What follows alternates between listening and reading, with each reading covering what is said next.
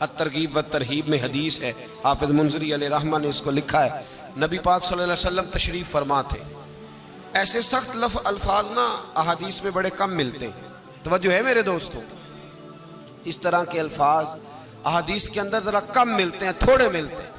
لیکن الترغیب والترہیب میں یہ روایت موجود ہے۔ حضرت انس بن مالک رضی اللہ تعالیٰ عنہ سے مروی، فرماتے حضور تشریف فرماتے، ڈھیر سارے صحابہ جلوہ فرماتے، اچانک اللہ کے رسول نے فرمایا، اچانک فرمایا جس کا کوئی رشتہ دار اس سے ناراض ہے یا جس نے اپنے کسی رشتہ دار کو ناراض کیا ہوا ہے وہ اٹھے اور میری محفل سے چلا جائے۔ اتنی بڑی بات رحمت للعالمین نبی نے فرما دی، فرمایا جس کا کوئی رشتہ دار ناراض ہے، جس نے کسی رشتہ دار کو ناراض کیا ہے وہ اٹھے اور میری محفل سے وہ چلا جائے، رخصت ہو جائے۔ ایک صحابی اٹھے، تھوڑی دیر کے بعد واپس آئے تو صحابہ کہتے ہیں ہم نے سوال نہیں کیا لیکن ہماری نظریں سوالی تھی، ہم نے لفظوں سے سوال نہیں کیا لیکن ہماری نظریں سوالی تھی، گویا مجھ سے پوچھنا چاہتے تھے کہ صاحب آپ کہاں گئے، کیوں دیر سے آئے؟ حضور نے جب فرمایا تو صرف آپ ہی اٹھے۔ تو وہ صحابی کہنے لگے میری خالہ مجھ سے ناراض تھی، جب محبوب پاک نے فرمایا نا جس نے کسی کو ناراض کیا وہ نکل جائے، تو میرے دل میں خیال آیا اگر یہاں ہی بیٹھنے کو جگہ نہیں مل رہی پھر دنیا میں ملے گی کہاں، اگر یہی موقع نہیں مل رہا تو کہاں ملے گا؟ تو میں چلا گیا خالہ کے پاس، اسے منا کے راضی کر کے آیا ہوں۔ کہتے جب انہوں نے بتایا تو میرے رسول پاک علیہ السلام نے ریزلٹ اناؤنس کیا، نبی پاک صلی اللہ علیہ وسلم نے وضاحت فرمائی، فرمایا سنو جہاں کوئی رشتے توڑنے والا موجود ہوتا ہے، جہاں کوئی ایک بھی رشتے توڑنے والا موجود ہوتا ہے وہاں اللہ کی رحمت کا نزول نہیں ہوتا، وہاں سے اللہ کی رحمت روٹھ جاتی ہے۔ لہذا میں نے کہا کہ اٹھ کے چلے جاؤ، اس لیے کہ ہم جہاں بیٹھے ہیں وہاں اللہ کی رحمتیں برسیں گی، اور اگر تم رشتے توڑو گے، ہمارے ہاں سب سے پہلی منصوبہ بندی قریبی رشتہ داروں کے بارے میں ہوتی ہے، اور پھر سب سے بڑا مسئلہ یہ ہے کہ ظاہر اللہ تبارک و تعالیٰ کی تقسیم ہے، اگر کسی کو بذریعہ علم تھوڑی فوقیت مل جائے تو باقی سارے رشتہ داروں کو ساری رات ہی جاہل کہتا رہتا ہے، ساری رات۔ حالانکہ اس سے سوال اگر یہ پوچھا جائے کہ بھائی وہ تو جاہل تھے، تو نے علم دینے میں کیا محنت کی، تو نے ان کے سامنے دین پیش کرنے میں کیا جد و جہد کی؟ میرے رسول پاک صلی اللہ علیہ وسلم تو 23 سال محنت فرماتے رہے، اور بالآخر محبوب پاک علیہ السلام کے رشتہ دار سب سے سخت چچا ابو جہل ہی تھا نا، اس کے بھی بچے کلمہ پڑھ کے مسلمان ہو گئے۔ تو نسلیں آ گئی حضور کی بارگاہ میں، تو نے کیا جد و جہد کی علم دینے کے لیے، کیا جدت؟ اور اگر کوئی کہے کہ وہ غریب ہیں، وہ بالکل چھوٹے ہیں، تو پھر سوال یہ ہے کہ بھائی اگر اللہ نے تجھے وسعت دی تھی، تو نے کس کس کا ہاتھ پکڑا اور کس کس کا بازو تھام کر تو نے اسے آگے پہنچایا ہے، اور کس کس کا بازو تھام کے تو نے کہا ہے کہ آ جا تو بھی میرے ساتھ آگے چل اور تو بھی تھوڑا سا حاصل کر لے۔ ہم نے تو یہی دیکھا ہے الا ماشاءاللہ کہ اگر کوئی رشتہ دار آگے نکل گیا تو اس نے غریبوں کو رشتہ دار ہی ماننا چھوڑ دیا، اس نے کہا وہ دور کے رشتہ دار ہیں، کبھی رہا کرتے تھے، ابا جی کی جو ہے وہ رشتہ داری تھی ان کے ساتھ، اماں کا رشتہ تھا، لوگ رشتہ ہی بھول جاتے ہیں۔ صلہ رحمی اتنا بڑا عمل ہے، صلہ رحمی کا اتنا بڑا دین کے اندر درجہ ہے، صلہ رحمی اتنی بڑی چیز ہے کہ میرے نبی پاک سید عالم صلی اللہ تعالی علیہ وسلم نے فرمایا یاد رکھو جس نے اپنے رشتہ داروں کے ساتھ صلہ رحمی کی اور نیک خوئی کی اور ہمسایوں کے ساتھ اچھا سلوک کیا تو سمجھ لو اس نے شہر آباد کرنے میں کردار ادا کیا۔ یہ لوگ آبادی، یہ کام شہروں کو آباد کرے گا، اس کی وجہ سے شہر آباد ہوگا، اس کی وجہ سے بستیاں آباد ہوں گی۔ اور اگر لوگ رشتے توڑیں گے، ناطے توڑیں گے، تعلقات توڑیں گے، ہمارے ہاں تو اب ڈاکٹر آ گئے میدان میں، نئی سے نئی داستان، کہتے کزن میرج نہ کرو،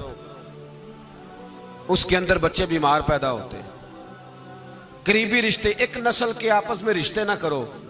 مجھے بتلائیے سیدہ فاطمہ اور مولا علی کرم اللہ تعالی وجہ الکریم کا رشتہ قریبی نہیں تھا؟ کس مقام پر منع؟ حضور صلی اللہ علیہ وسلم نے خود اپنے سگے چچا کی بیٹی کو دعوت نکاح دیا، کہا میرے ساتھ نکاح کر لو۔ اگر اس کے اندر کہیں بھی کوئی کمی ہوتی، کسی جگہ بھی کوئی اس میں نقصان ہوتا تو کیا اللہ کے رسول کہیں ایسی چیز کا حکم دے سکتے تھے جس میں امت کا ذرا سا بھی نقصان ہوتا؟ کوئی ایسی چیز رشتوں کو دور کرنے کے لیے نہیں۔ اور ہمارے لوگ ایسے ہیں محض اللہ، وہ ڈاکٹر کی بات سن کے آتے ہیں تو سمجھتے اللہ جانے پتہ نہیں کیا اس نے بات سنا دی، حالانکہ ڈاکٹروں کی تحقیق تو روز بدلتی ہے بھائی، کل وہ کچھ کہہ رہے تھے، آج وہ کچھ کہہ رہے ہیں، پرسوں وہ کچھ کہیں گے، ان کی تو تحقیق بدلتی ہے، ریسرچ بدلتی ہے، کبھی یہ والے ٹانکے لگتے تھے اب یہ والے ٹانکے لگیں گے، پرسوں سرجری کا انداز اور تھا آج اور ہے، کل نئی تحقیق آئے گی تو اور آئے گا، سائنس تو روز سجدہ صاف کرتی ہے۔ یہ میرے محبوب ہیں جو شب کو کہہ دیا، جو دن کو کہہ دیا دن ہے تو دن نکل آیا، اور جو شب کو کہہ دیا شب ہے تو رات ہو کے رہی، خدا نے ان کی زبان کو وہ اختیار دیا، جو نکلی منہ سے ان کے وہ بات ہو کے رہی۔ یہ محبوب پاک کا کمال ہے کہ جو کہہ دیتے ہیں وہ ہو جاتا۔ خدا را رشتوں کو بڑھائیے، رشتوں کو نبھائیے، تعلقات کو وسعت دیجیے۔ کوئی بھی شخص اگر رشتوں کو ان کے اصل مقام پہ رکھے گا تو معاشرے میں پھول کھلیں گے، خوشیاں مہکیں گی، روشنیاں آئیں گی، خوبصورتیاں آگے بڑھیں گی، توانائیاں پیدا ہوں گی۔ انسان انسانوں سے مل کر مضبوط ہوتا ہے، انسان انسانوں سے مل کر ایک اچھا معاشرہ تشکیل دیتا ہے۔ رسول کائنات سرور دو عالم صلی اللہ تعالی علیہ وسلم نے کنز المال کے اندر یہ بھی ارشاد فرمایا اگر تم رشتہ داروں سے اچھا سلوک کرو گے، اگر تم صلہ رحمی کرو گے تو اللہ تمہاری اولاد کے لیے رزق کے وسیع مواقع پیدا فرمائے گا۔ اگر چند پیسے تم کسی غریب رشتہ دار پہ خرچ کرو گے تو مالک کریم تمہارے بچوں کے لیے رزق کے وسیع مواقع پیدا فرمائے گا۔ تو یاد رکھے کچھ حقوق میاں بیوی کے ہیں،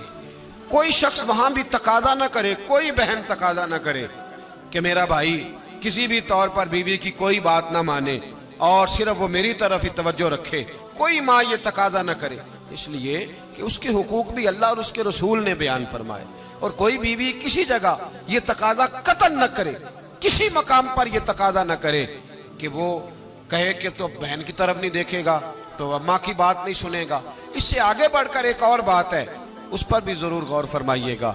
اگر شوہر چاہتا ہے کہ میری بیوی میرے ماں باپ کی عزت کرے، ان کا اکرام کرے، اچھے لفظوں میں ان کو یاد کرے، تو بیوی کے ماں باپ بھی ماں باپ ہی ہوتے ہیں، اس کے بہن بھائی بھی بہن بھائی ہوتے ہیں۔ اگر تو ان کا نام اچھے لفظوں کے ساتھ پکارے گا، ہمارے معاشرے میں کچھ چیزیں شرم کا باعث ہے، کہتے مجھے شرم آتی ہے جملہ کہتے، لوگ چھیڑتے، بچے باتیں کرتے۔ میرے رسول پاک صلی اللہ علیہ وسلم نے فرمایا تیرے 3 باپ ہیں۔ یا رسول اللہ کون سے؟ فرمایا ایک وہ جس نے تجھے جنم دیا، پیدا کیا، جس کی صلب سے تو ہے، اور دوسرا وہ جو تیرا استاد ہے، جو تجھے خیر کی تعلیم دیتا ہے،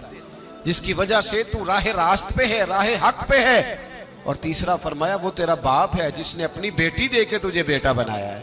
تو اس کے حقوق کا تو نے خیال کرنا۔ یہ کس طرح کی بات ہوئی کہ تو بیوی سے یہ تو تقاضا کرے کہ میں نے آج آ کے دیکھا ہے کہ میری اماں بیٹھی، تم روٹی نہیں پوچھی، اور جب اس کی اماں آئے تو پھر تیرے طور طریقے ہی بدل جائیں، تیرا سٹائل ہی بدل جائے، تو ان کا نام لے تو تیرے لبوں پر طنزیہ ہنسی ہو یا تیرے جملوں کے اندر سخت پن ہو، ایسا نہیں ہونا چاہیے۔ انسان کو ہر رشتے کو اس کی جگہ پہ رکھنا چاہیے، ہر رشتے کو اس کا مقام دینا چاہیے، ہر رشتے کو اس کا وقار دینا چاہیے۔